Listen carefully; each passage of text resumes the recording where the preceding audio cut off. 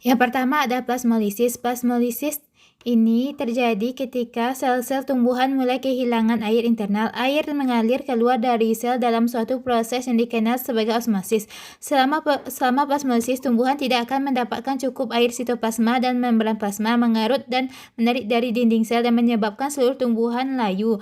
Plasmolisis berlangsung dalam 3 tahap. Yang pertama adalah plasmolisis baru. Pada tahap ini, air mulai mengalir keluar dari sel. Pada awalnya, sel menyusut dalam volume dan dinding menjadi terdeteksi. Kemudian kedua itu plasmolisis jelas. Pada tahap ini, dinding sel telah mencapai batas kontraksi dan sitoplasma terlepas dari dinding sel mencapai bentuk bulat. Kemudian plasmolisis akhir. Pada tahap ini, sitoplasma akan sepenuhnya bebas dari dinding sel dan tetap berada di tengah sel.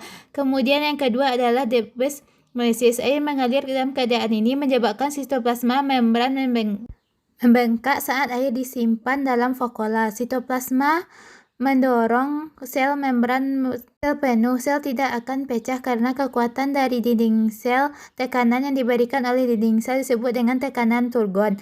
Dan itu adalah salah satu faktor yang membuat tumbuhan berdiri tegak. Ketika plasma ditempatkan dalam larutan hipotonik atau larutan di mana konsentrasi zat tersebut lebih sedikit dari getah sel, air bergerak ke dalam sel karena konsentrasi air lebih tinggi.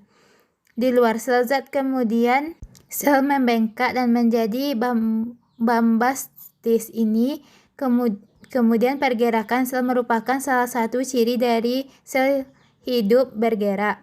Ini disebabkan adanya aliran sitoplasma. Tujuan dari gerakan ini untuk mengirim nutrisi dan informasi genetik. Selain itu, bertanggung jawab dalam gerakan adalah mikrobody. Perkiraan hal ini dibagi menjadi 2, yaitu kirakit atau yaitu arah gerakan lebih dari satu arah, atau gerakan seakan-akan tidak menyentuh.